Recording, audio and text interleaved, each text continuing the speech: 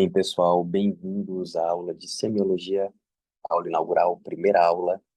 Aqui nós vamos falar sobre história clínica e exame físico. A história clínica é a parte mais importante, onde você vai, dentro de todo um contexto, onde o paciente vai apresentar para você tudo aquilo que ele sente e você vai colocar de uma forma cronológica, que afinal de contas a história clínica não é só para você, essa história clínica vai para outros profissionais da saúde, vai ter que ser de uma forma clara, de uma forma concisa, com uma caligrafia clara, se bem que hoje em dia é tudo digital, então já facilita muito a vida, porque não sei vocês, mas a minha caligrafia é terrível. Então eu agradeço a Deus por ser tudo digital. Então a gente tem que focar muito numa coisa. É um documento que vai pertencer exclusivamente ao paciente e é custodiado pelo médico dentro de todos os parâmetros legais de sigilo. Não pode ser compartilhado nem com a família do paciente, caso ele não autorize. Ela tem que conter os dados do paciente, tem que conter endereço, local de nascimento, idade, porque tudo isso é muito importante na hora de você fazer um diagnóstico.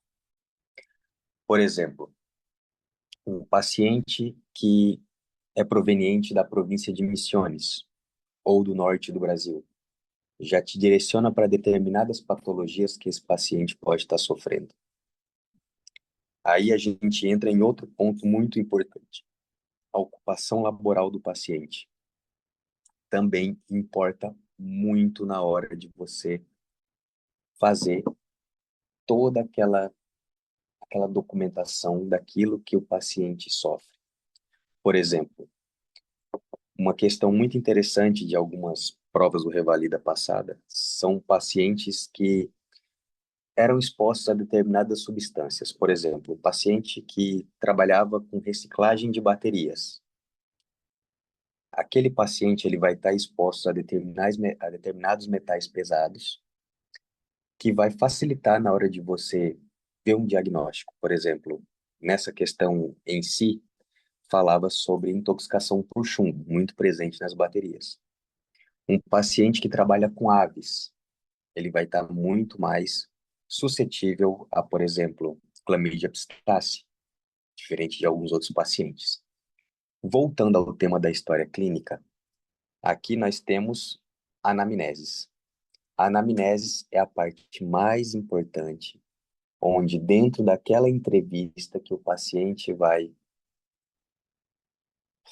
te passar tudo aquilo que ele sente, tudo aquilo que o paciente padece, e você vai poder chegar, na grande maioria dos casos, pelo menos 50%, num diagnóstico muito preciso dentro apenas da anamnese.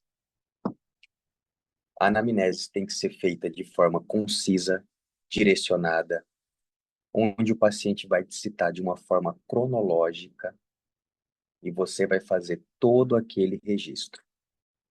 Por que direcionada, professor? Muito simples. Se você deixar o paciente falar por conta própria e não direcionar as perguntas, em determinado ponto, o paciente vai acabar se perdendo dentro da sua própria cronologia.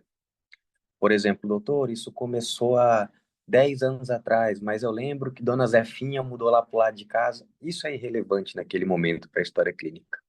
Então, você vai ter que acabar direcionando toda essa anamnese dentro daquilo que padece o paciente. Outra parte muito importante, gente, é o exame físico.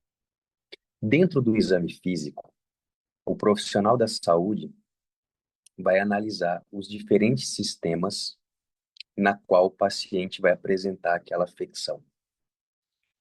Por exemplo,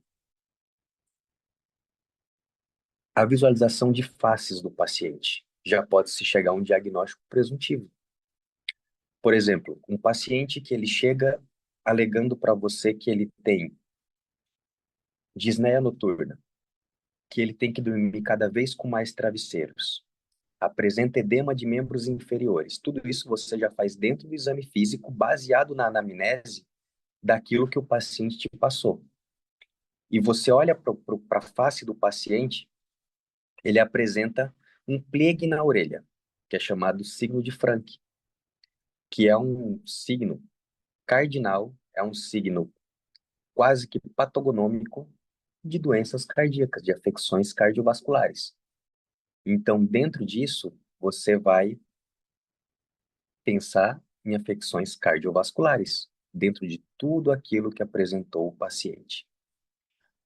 Resume semiológico. O resume semiológico, você vai colocar todos os achados positivos que apresenta o seu paciente. Afinal de contas, vocês podem ver no aponte de vocês aí, tem uma história clínica bem extensa. Parece que é um bicho de sete cabeças, mas não é. Pode ter certeza disso, não é um bicho de sete cabeças. Eu prometo que até o final desse ano vocês vão conseguir preencher aquela história clínica de uma forma maravilhosa. Então não se preocupem com isso. E você tem que analisar o paciente como um todo, porque como eu acabei de falar no exame físico, muitas vezes determinadas afecções o paciente vai apresentar afecções em outros sistemas. Então, tudo você tem que analisar o paciente como um todo, desde a sua história, desde o seu local de nascimento, desde tudo, ok? Vamos lá, gente. Considerações diagnósticas. Agora a parte começa a ficar interessante, que é, dentro de todos os achados semiológicos positivos, dentro de toda a anamnese, dentro de todo o exame físico, é onde você, como profissional da saúde médico, vai chegar a um diagnóstico presuntivo e possíveis diagnósticos diferenciais dentro daquilo que apresentou o paciente, dentro de todo esse conceito lógico, ok? A evolução diária do paciente é dedicada a pacientes que estão internados. Independente se o paciente teve câmbios ou não dentro dessa evolução diária, você vai fazer um preenchimento diário da evolução.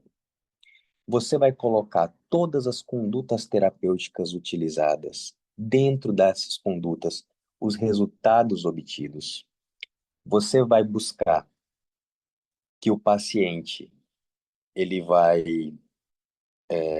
perdão, o paciente ele vai apresentar melhoras ou pioras dentro daquela conduta terapêutica. O paciente necessitou de alguma intervenção. O paciente apresentou algum signo diferencial. Tudo isso tem que constar dentro da evolução diária, ok? Na epicrises, na epicrises, o paciente ele vai apresentar o momento culminante da história clínica dele, que é onde esse paciente vai ser dado alta, esse paciente vai sofrer um óbito, ou esse paciente vai ser derivado a algum outro centro ou algum outro especialista, ok? Então, tudo aquilo que você colocou dentro da história clínica deve sim constar na epicrises.